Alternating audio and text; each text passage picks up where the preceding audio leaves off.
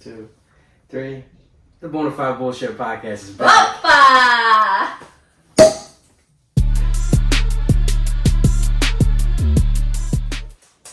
Cheers to another season of Bona Fide VS. Oh, the bubbles went in my nose. Likewise. What is going on? What is going on, everyone? Welcome to the Bona Fide Bullshit Podcast. Oh, we're starting. This is still a podcast. Yeah. For those of you guys who might have forgotten, I'm no, Eli. you guys didn't forget. You guys didn't forget. We figured that shit out because we had so many people asking us, like, where's your podcast? And why aren't you doing the podcast? And we're like, what the fuck? Yeah. You guys listen? It was insane. Thanks for all the love. I was very fortunate. Damn, I ain't even one zip in. Goddamn. Unfortunately. But little. That's your favorite. If you're on the IG reels, you know that's my fucking favorite reel. So since we have not been here for a while, you know, reels. I just want to say reels is the new thing, and TikTok's out of the question. So China's watching. But anyways, I just wanted to finish saying, thank you to everybody who this year I was very fortunate. I was out and about around each and a bunch of different states, DJing for Drew Estate. I'm still holding it down for Drew Estate. I am their official DJ, as some of you already know, and if you didn't know, now you know. And the amount of love people coming up like, yo, where's your wife? Or, oh my God, the podcast is fucking funny. How come you guys are not doing any episodes? Yeah, you guys stop? Have, girlfriends come up to me, like, that I hadn't seen in a while, and they're like, oh my God, your podcast is so funny. Why haven't you guys been doing it? I'm like, you listen? Like, we didn't stop. It wasn't that. If some of you guys noticed, the last couple episodes that we did last season, we were mentioning, like, because they started being in a little bit of a delay because we were just so busy. We're so caught up with family and life that life just happened. It just happens. It happened very heavily, and so we needed a break. We didn't have time. That was literally that was flat out. There wasn't no time, and that's just so many folks out there. When you guys see people that put podcasts together, and you guys are like, "Oh, I could do that. I could sit with a mic, and I could buy, the Instagram ad that says like podcast in a box." Like, it doesn't work that way. By the way, these are not functioning right now, so it's just all for the effect, for the attention. Mic check 1 2. Oh, it's okay. It's working. Even the system was like, "Hey, you guys are back. Who's this? Oh, knock knock. Who's there?" She's gonna start yelling into me again. Oh God. No, I'm not ready. The mic saw you turn it on. It was like, I wanna go home. You're literally just saying every fucking reel that you can remember. They are gonna be out there like in your head right now. Hey, they're gonna be out there That's what you're doing. This motherfucker gonna have time to fucking do the podcast when he has time to watch all these reels. I mean, when you're sitting there taking the shit, it expands by another 5 minutes as you're swiping up and watching stupid shit online. But yeah, exactly. Yeah, no, it's been a hell of a ride, and we're gonna do our best to continue to be doing these again. We don't know how often, but this is the start. Yeah. So I'm excited. We literally had no plans on starting it today. I just got home and we had kind of a slower day today, I guess you could say. And I thought, fuck it, let's just do it. The season's turning. I mean, winter's now about to. The season is literally turning. Yeah, so it's like there was a time change today. I don't know if you heard. No, I didn't know that. I didn't know either. Can we talk about that? Can we talk about how back in the day people would be so adamant about, like, oh my God, it's fall forward, spring. No, was it spring forward, fall back. Yeah, fall back, spring forward. They're like, you gotta change the clocks. Make sure, don't forget, you like 20 million fucking people telling you and reminding you. And I feel like now that they saw maybe like one thing or something at some point this week, and then it just kind of left my brain. And I went to the gym this morning. I was like, oh my God, doesn't it feel good? It's like later, but it's not. I'm like, I mean, now with your cell phone's automatically doing it. Yeah. Hell, my car automatically does it because it's like a satellite connection to Mine doesn't. It's ghetto. It's lower it's class. analog. I roll down my window. She still lowers the window down. I don't. Well, my car changed. I think that's why we're not so on it. And one of the things that I always remember, it was when I was DJing nightclubs. I mean, I still am. This past weekend I was out DJing, but I'm saying when you would do your time sets, you tell the promoter, like, if it was daylight savings, like, I don't want that time slot because Oh, they'll get an extra hour out of you for Yeah. fucking DJ. Yeah, You know what I that mean? makes Like, Mhm. so I think, yeah, it's just so funny now not to be so attentive to it. But yeah, I mean, now that cooler season's cut here. It's upon us, aka the cuffing season. You know what I mean? Cuffing season. Yes, snuggle season. And we had some downtime today, so yeah, I'm excited. we want to put something together for you guys, so you guys can watch on the YouTubes and on the clouds and on the clouds and on the Spotify's and wherever you listen to your fine podcast each and every day. Yes. So I don't know, where do we even start? Did you have any thoughts on where you'd like to begin? No, for those of you that came up to me, you know, I told you guys, I said, hey, we kept it real with you guys, that we weren't done with it. We were just caught up in life definitely. My plan is these next few episodes, you know, we'll have some topics that may feel heavy, may feel exposed of ourselves, but I don't want to say exposed because this whole thing from the beginning was bona fide bullshit. Things to talk about. Yeah, but we are always very transparent about everything and feel like that's what is needed right now with everyone. And that's what we set out to be from our first episode. We've always kept it real. We share, and that's why so many people came to us. It was relatable to them because they were like, "Oh my God, like I thought I was the only parent going through that." Or, "Oh my God, I thought I was the only person in the relationship going through that." And to me, I know some people, when I speak about some of the situations we've been through this last year and a half and some change, some folks are like, "Oh, you know, that's maybe you don't want to say nothing, you don't want to expose." I'm like, there's nothing to expose. I don't mind sharing. Obviously, there's a certain amount that you keep in your home. Right. But, you know what I mean? On the surface, everybody that knows us. I'm keeping it real with you. We share. And you want to find the right way to communicate that in order to, I don't know, give the whole story justice. Yeah. You know, to, you know, I guess expose ourselves in the correct manner so everyone gets their feelings shared fairly.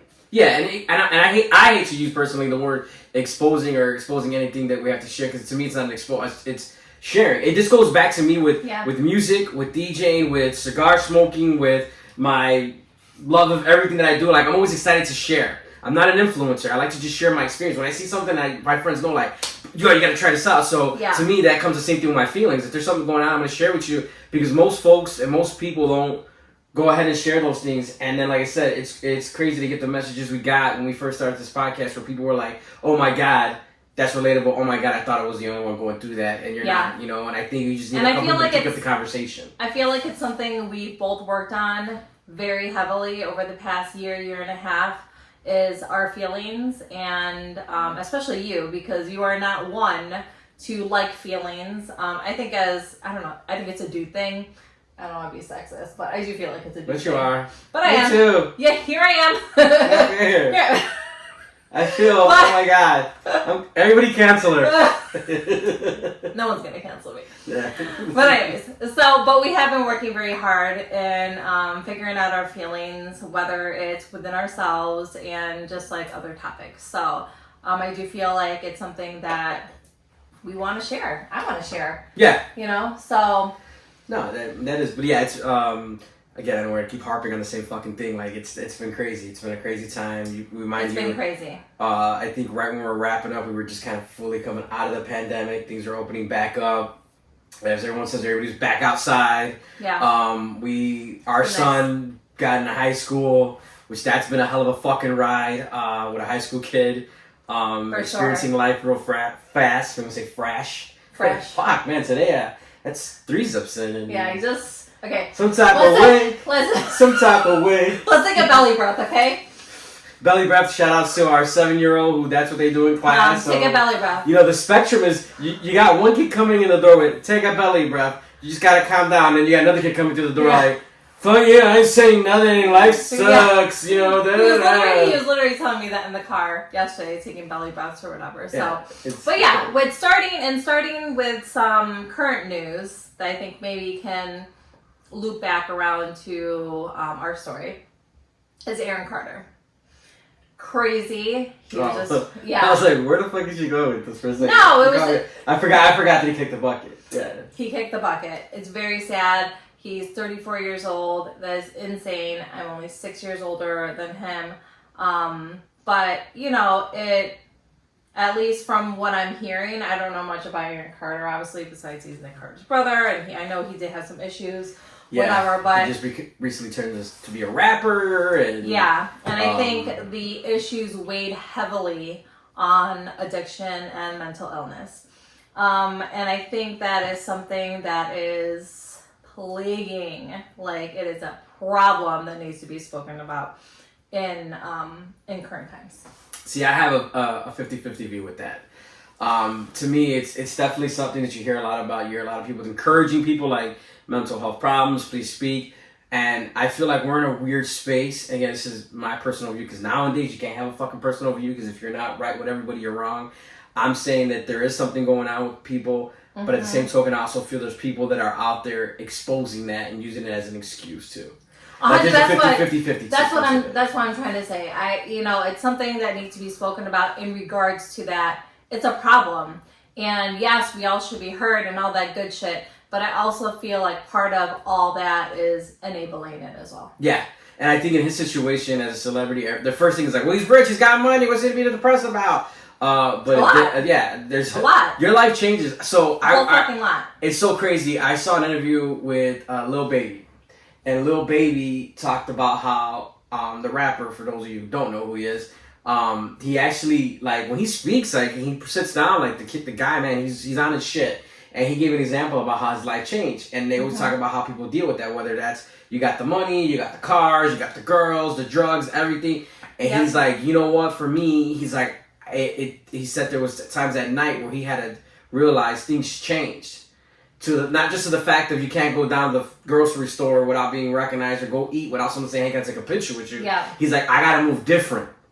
And he's like, it took me a little bit to learn how to move different and do things different, but now I feel I'm in a comfortable place, so he doesn't leave that door open for depression. And I think sometimes when you hear celebrities, you gotta move different, you gotta think different, like, keep a different crew around. He's like, change. He said, there's dudes in Atlanta I don't hang out with no more. They mad at me, but I gotta move different. I'm in a different, another person that passed recently, you got Takeoff from the Migos, who was killed, and it sucks because, man, he was like, out of that group, the most chill, the most respectful, the most quiet. Yeah. And they even said it, even when he got shot, he was just standing there. And his life was taken away over some idiocracy that happened with Quavo and an argument and whatever. Everybody says it's a dice game, they say it's over a basketball game, now they're saying it's some other shit. But regardless, he had some people around him who still were acting from the old school. And guns got pulled out and shots got rang. And we all know a bullet, like my daddy used to say, a bullet sometimes never has nobody's name on it. When it's a straight bullet. And it's true. Like, so sad. They started shooting and the guy loses his life so young because he didn't move different. Aaron Carter needed to move different. I know I saw recent interviews with him where, he was out there like blasting Hollywood and his brother and saying things about molestation and whatever. Like, I'm sure some shit went down. Like, you always hear the crazy shit with the Hollywood execs, especially when they're young, when you got a kid coming in, he started bubbling up in like 97, 98, right after his brother. Yeah. And you got these baby. groomers, they call him. Yeah, so I'm sure there's shit that was affecting him, but he also chose not to address it. We'll also circle back to what you kind of just said, is like the people that you surround yourself with. And this is something we always growing up, the one thing, and I think I've said it on this podcast before, my mom had always told me, tell me who your friends are and I'll tell you who you are. And always, and it's something that we try to speak to our eldest about, specifically even more now, all the time. So between, like I said, whether it's addiction, mental illness, the people you surround yourself with is all things right now that is such a big part of our life. It is. It's a huge I don't even know how else to put it. It's wild to even think that we are here. We have had we've been in some really uncomfortable places. We've had really uncomfortable talks over the past year and a half. But at the same time, I don't want to make it seem so bad, because it's also brought us to such, beautiful and eye-opening places as well. At least that's how I feel. Yeah, to me, it's all about an experience. And that's something that, again, it goes back to where I like learning experiences, experiencing new things.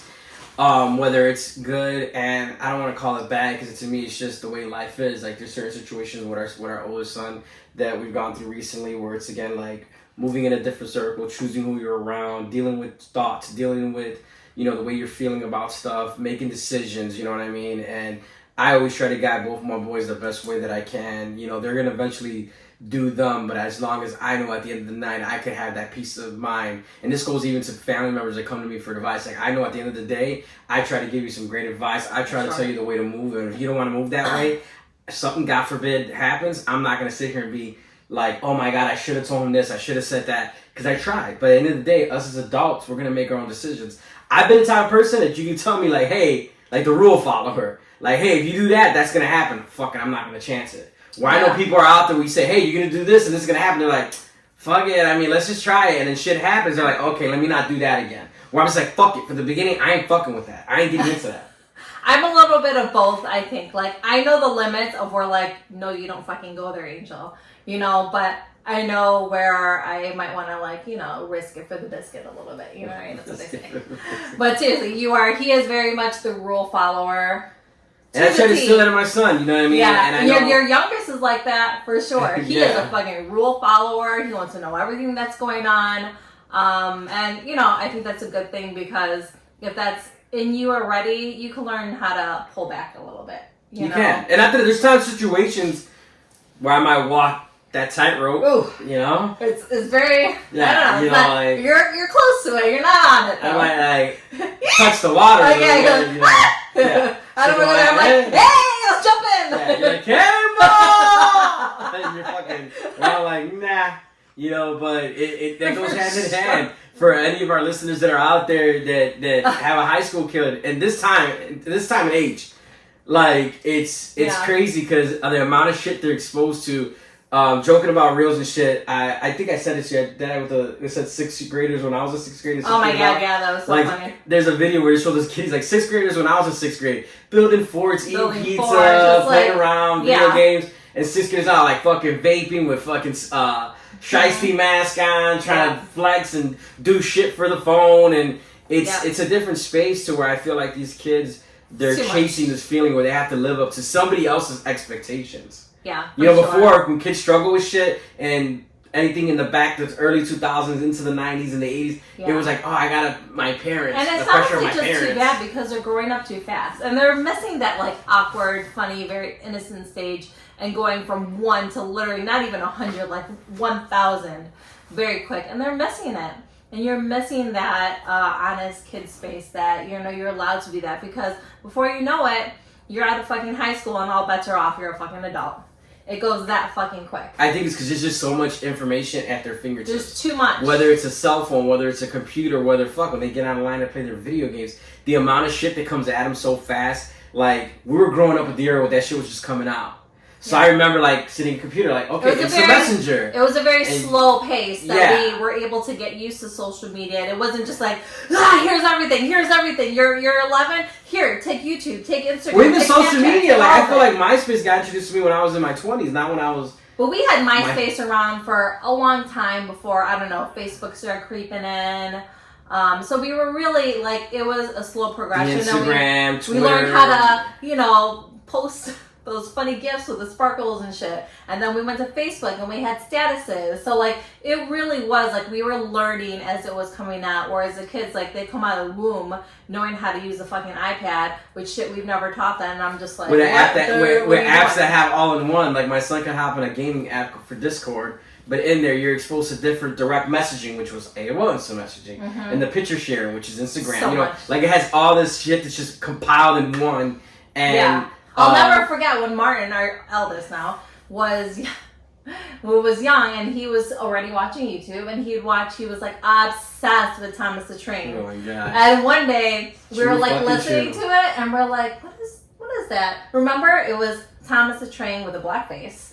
And he was like rapping or something. He was singing "Drop It Like It's Hot," "Drop It Like It's Hot." Wasn't that? That was Snoop Dogg. Snoop Dogg's "Drop It Like It's Hot," and then but it had the theme song. Regardless.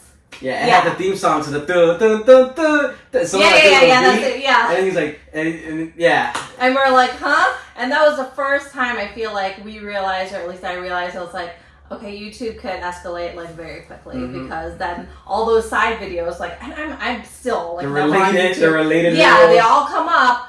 They come in real fucking hot, and some are like spot on, and then some are like nothing to do with fucking anything. It's called the YouTube wormhole. I'm sure our listeners here and our viewers here. Probably. YouTube wormhole where you Me, click not on so the one much. thing and it piggybacks. Call me fucking old fashioned. When I go to YouTube, I go for two things: either how to figure out something that I just bought, or a fucking music video. That's how we. That's the two things I go for. That's I'm like, that's how we learned that YouTube was useful for. And But then now it's just like Facebook or Instagram where you could scroll and just, I don't know, watch them. Well, now they got, YouTube and our YouTube listeners that are watching, our YouTube watchers that are watching us on YouTube. They had like their own version of like clips where you could watch clips in your phone, mobile stuff. Like even that app has progressed. Now I don't think a lot of people utilize it completely 1,000%. But again, that's an example of like where that could spider off into other shit where there's shit that sneaks by. Like it drives me nuts that I could get a real flag for cigar smoking just automatically. Then once I appeal it, they're like, okay, that's not bad. But you could scroll and there could be a girl shaking her ass or something like that with a model or whatever, and that's fine to be fucking watching, and it could get us all his views, and there's no, community guidelines, whatever, blah, blah, blah. Yeah, I tried to post like a gym meme, and it actually was in Spanish, but I understood it because, But anyways. You're swiping down. But I tried to post it, and they blocked me, and they said I would be like, whatever, I don't know, Instagram jail for a little while, and I was like, it's not, it was literally Bart talking about squatting. And I'm like, the fuck is going on? Like, how are you even, anyways, I don't know how the fucking algorithm works. Or whatever's that's the reason why, for some of our listeners that a long time listeners might remember, we used to have a clothing line called Cigar Club Family, which technically we still do, but it was locked because every time we did a new fucking design, it'd flag it for like wrongful promotion of underage use of tobacco, blah, blah, blah. But yeah, there's so many pages of vaping and weed and all these things. Oh, that was we couldn't put like a t-shirt out. Like it was just fucking wild. And I can sit there with a cigar. You gotta sit there like fighting and emailing and all blow that stuff. smoke and get flagged, but then a guy can sit there smoking weed, hitting a rig, whatever, and the shit's got millions of views. Again, all that shit's all fucking ass backwards. And again, to take it back to, I feel like kids like at my son's age, they're just exposed to a lot of shit where you should be exposed to it gradually. I'm not a type of person like, no, you can't listen to bad word music. Like, no. But I'm not going to give you bad word music when you're like 5 years old. Especially when the generation currently is battling so much with mental health. All that stuff is influencing them and not in a good way. Like, the other day, so my niece had reposted something. It said something to the effect of, it's so hard to be yourself when everyone is watching. So hard to be yourself when everybody's watching. And I replied to it and I messaged her. I said, hey, if there's anything like I could have told my younger self, is that I would say be yourself, because literally nobody is fucking watching you. And it's something I still have to remind myself, even at the gym sometimes, where I'm like feeling, whether it's uncomfortable about myself or awkward or whatever, like, no one's fucking watching you, man. Nobody. They're working on themselves. They're doing other things. And I told her, I said, even let's just say there's a couple people watching you, whomever that is, maybe they're haters, maybe they're whatever. I said, give them a fucking show. Show them who the fuck you are. Give them a fucking show. But other than that, nobody's watching, man. Nobody. Not Instagram, not the Snapchat. They might be seeing and scrolling or whatever. You might be in their brain for 0.0007 seconds. Nobody's watching. But that's the problem. They think everyone's watching. Even our eldest. I said, I can't be myself. I can't order. I can't function. It's like mental breakdown, and it's like, no one's watching you, man. No one fucking cares. The waitress at fucking Texas Roadhouse doesn't give a fuck what you got going on, you and I always get mixed feelings because I feel the same way to a certain extent. Like, because you're if we're in a place, you're a little anxiety heavy too. If we're in a place and you want to start arguing in the middle of an aisle in a department store, she'll be like, I don't give a fuck. I'm never gonna see these people. I just get nervous. I'm just like, I'm walking away. I'm getting out of here. I don't want to fucking. You do feel like people are watching. Yeah. No, to that certain extent, depending on the situation, I feel like and it makes me uncomfortable, and especially now that right away something goes out and you feel record. Like you 100% feel like people are watching you all the time. No, and certain. It could be ordering at McDonald's. It could be at Starbucks. You have a mental breakdown. Like, it could be. No, it's just saying situational based. When it comes to me being me, I don't give a fuck. There's times when I'm doing things when I'm out there publicly, where I am getting watched, where I can feel people are watching me, so I yeah, get that's the different, situation. obviously. But if I'm driving in my car, when you I were don't think nobody's watching me. entertaining, when you're on the stage entertaining, when I'm posting my pictures or that's whatever, obviously people are watching you. I mean, I know you can see it says somebody watched, but I don't. No, I mean like in person. I mean like but they're watching you DJ. No, like unless it's that I'm going somewhere like. Well, because when you're DJing and people are watching you, that's like your space. You're comfortable. That is your love. That is your career. So like, you know, when you feel that confidence in yourself, whether 0 people are watching or whether 1 million people are watching, you're good. You know, and that's what I feel like I wish for him, my niece, and any other one person, teenager, whoever it might be. I wish that people, you know, and it takes a lot of work in yourself and finding yourself and growing every year and changing, you know, to find that confidence in yourself. And it really is hard. And I feel like it's something we both have done a lot over the past year or so. And I feel like that's why we're kind of in the space that we are now. Yeah. So, again, that's just, younger teens getting exposed to all that. So, all the parents out it's there. sad. It makes me sad. Yeah, it does. All the parents out there that might be dealing with that, like, we're right there with you. You know what I mean? Like, our best advice, because we're still fucking navigating it ourselves, but our best advice is, like, you know, continue to remind your kids no one's watching. Continue to tell them. Continue to you're blue in the face. Be yourself. Be your fucking self. Be yourself. Figure out who that is in this moment, and not to even say you're going to be the same person 5 years from now, but whoever the fuck you are right now is fine. My son can feel like I nag him, but I know until I'll keep saying it till I'm blue in the fucking face. I'll keep boosting him up. I'll keep telling him what he should be hearing. I'll keep telling him how things should fucking be. Even in the back of his mind, he might be able to quote what I'm going to say verbatim. But parents, don't stop. Because they need that generation right now needs that repetitiveness told to them. So it can sit in their subconscious. So it sits in their psyche. And they have to keep hearing it. Because as soon as you're done saying it, they turn around, they pick their phone up. And someone says, if you're not doing this, da-da-da-da. If you're not doing this, you're not getting the clout. If you're not doing this, you're not getting viral. Yep.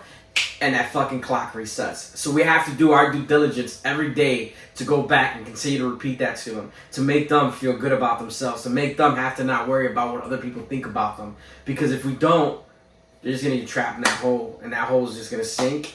And it's just going to create problems. And it's going to create situations that, you know, we went through where we've dealt with a runaway situation. And it's easy to. Because from what I learned, you know, over this past year is that their brains are young, right? They have not lived as long as we have. So what one teenager might find like so detrimental that we look at it and we're like, it's fucking stupid. You have to remember that they've only lived so long. So to them, that is so heavily, whatever it might be, so heavily depressing. And that's all they know. Where we know more, we've learned more, we were raised different. So, but to them, it could be like the smallest little thing and it will bring them into the deepest, darkest depression. And they need help figuring out those emotions. And, you know, so when, you know, we have to just change like the narratives that like maybe some of us learned when we were younger, like don't cry, just, you know, don't feel this, don't feel that. You shouldn't feel that way. Feel all of it. You should fucking feel all of it and you should figure it out and where it's coming from and why. Because the minute you push that shit under the rug, it's lost. And it will come out in a different way. So if it's anger, resentment, you're just like, no. It'll come out later. And it'll come out in the worst form, the ugliest form that you don't want it to come out in. It has to be done right. Again, I go back to this, like the whole, in the beginning we're talking about how people that do need that assurance mentally versus people who use it as a what's the word? Crutch. They use it as a crutch. Mm-hmm. You know, and that's the hard part, is navigating when, if it's someone sincerely needing that direction or someone just being like, fuck it, I'm just saying I'm depressed and hey, I need a mental health day and they're going to give me a couple of days off and it's like, but I guess in life it's just like anything else. Anytime somebody finds like a perk, they try to exploit the fuck out of it. Yeah, that's what sucks about humans. My sister-in-law, her job next year, she said, is switching over to unlimited amount of days off. Like mental days off or whatever. You need something, it could be like fucking weekly, it could be every other day. You have unlimited. Like, how is that going to work? What are the rules to that? I could wake up and be like, I'm tired. Mental health day. I know people at a job that I had where you get like almost 10 sick days. Mm-hmm. And they would use the sick days as additional vacation days. Right. How are you going to tell me you're going to call on a Monday and say, oh my God, I'm sick. Come back on a Wednesday and it looked like you were traveling since last week Friday. Like you were tanning. You were all tan and shit. You know what I mean? Yeah, like it's just. Or how you gonna say fucking? It's holiday weekend and somehow Friday you got a sore throat. You come back fucking Monday, Tuesday and it's like brand new. Again, people exploit shit because they look at it as a fucking perk, and that's what sucks about us humans. You know what I mean? Like we just tend to take what's nice and add a fucking shitty twist to it, and I think that to me is what we also try to battle. Like. And that's everybody, no age on it. Like I said, where you gotta try not to be that person. Try not to be that fucking abuser, that dickhead, that I feel like, I don't even know the right way to say it. I feel like whether it's a mental illness or anything bad in life currently, I feel like it's being babied. Yeah. Instead of learning how to deal with it, learning how to assess a situation and resolve it, I feel like it's being babied. That's I don't know. That's how I feel.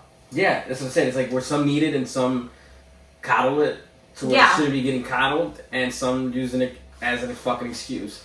But yeah, so again, with teenage kids, it's definitely something that's very difficult, and it's something that we continue to battle on. And we learn about it too. Like even over the past times, I've learned through our therapists that I have been enabling without knowing them enabling. When she had said that, like it's because you love too much. You're doing this, you're doing that, and because you do that, you're enabling. It's like what, So like, I'm not knocking, because I'm learning too. But from what I've learned over these times, from people that we have talked to, whether it's therapists, people at our kids' school, this or that, like everyone's saying like what good parents we are and like just praising us, and I'm just like, I sit back and do I think I'm a good parent? Do I think we're good? Yeah, for sure. But to the length of what they say to us is surprising and also hurtful to me, because I thought, isn't this standard? Isn't like when you fucking sign the paper and like fucking push out this kid and you're like, here's all these, all these things, like you sign up to be a parent. How the fuck are their parents like not showing up for their fucking kid at school? Or, you know what I mean? Like, what the fuck? Because there's too much for them. It's so disappointing. So, but then the more I see different kids and families and learn about these different demographics and even, Martin's school, it's a whole lot. And I see why kids are struggling. Because their parents are struggling. And, the parents can't be there for the kids. And there's kids acting as the adults or parents in the house. So those situations, and I talked to a parent who just flat out was like, I'm done. This is like a level above me.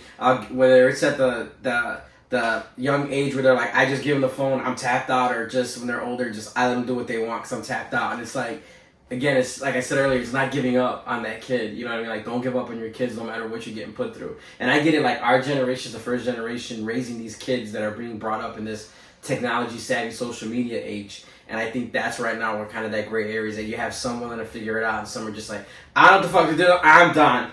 And it's like, it's shocking to us to see when we go to our kids' school for the 100th time for a fucking meeting with the principal, assistant principal, dean, social workers, whatever the fuck. Literally, they know security guard that checks us in, and now it's like, oh, what's going on? Like he knows us by our fucking name already. The assistant principal called me on Friday just to commend me on something and have a little chat with me to laugh and talk. Yeah, like when you get to that fucking... That's where we're at. Yeah. So... that's the level we're at, where it's like, again, we're like, and they tell us like, oh, we're surprised parents, of your son's peers don't come, or we have one parent or no parent, or just whatever. Here you are, you're a glorified babysitter. Take care of my kid for 7 hours a day, and then I'll deal with him with the rest, which I really don't have to, because he'll go to his bedroom or I'll be out in the streets. And it fucking sucks. And now you can see, as we're getting as adults, now I can see why people have certain trends, people do certain things, people join gangs, people get into drugs, because everyone's just looking for that sense of comfort of love and feeling like they belong to somebody. Mm-hmm. And when they don't,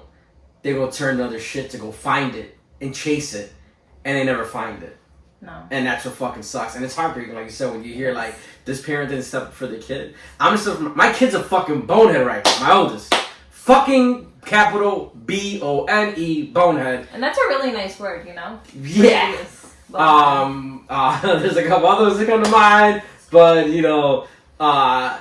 but I'm always gonna go back for him. And obviously not if he does something bad, I'm gonna call him out, but like he's done before. I said, no, you're gonna own this shit. I'm not gonna cover it up, you know what I mean? But I'll go to find out and we'll get to the bottom of shit. I'm not just gonna let you just be like, fuck it. And that's where I'm at with that. Like a lot of our time was consumed, especially with him.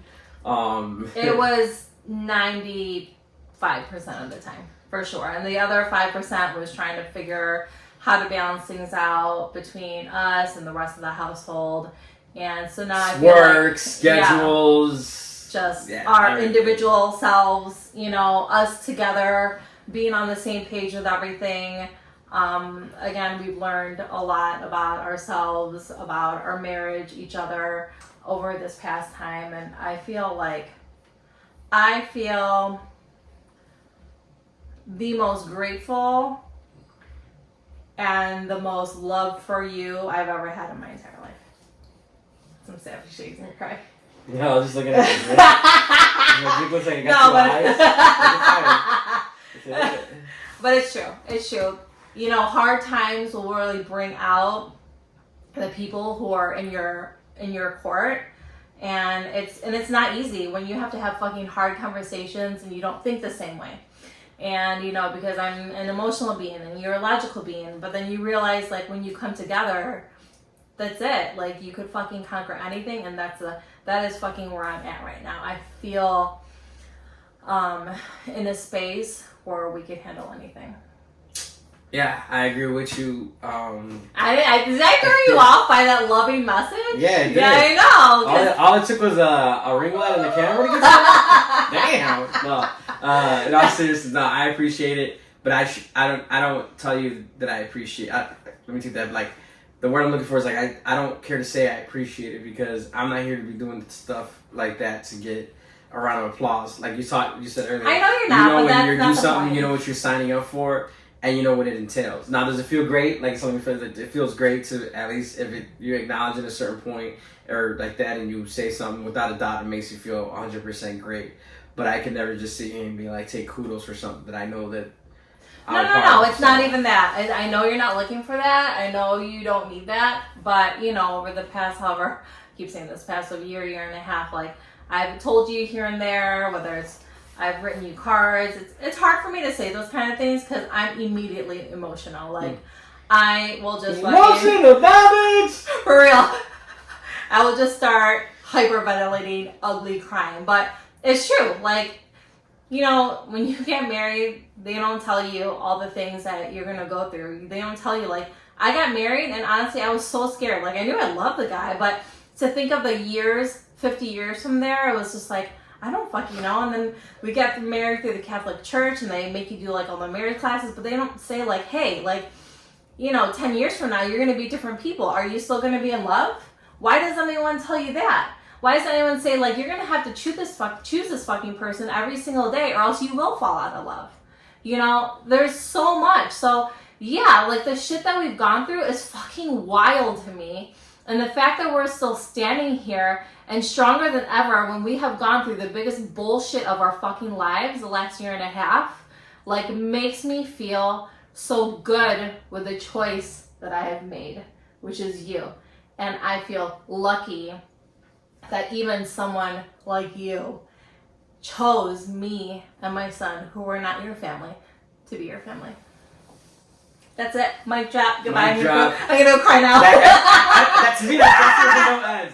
And on that note, we got a bunch of shit lined up for you guys. We'll keep keeping it real. We keep doing it. We'll keep bullshitting with you guys because this is the Bona Fide Bullshit Podcast. Make sure you guys keep tuning in with us because as you can see, I'm on my second glass and I keep fucking slurring my words and I'm not like fucked up, which is like pissing me off. It's just like I got like I got a lot of extra saliva built up. It's me.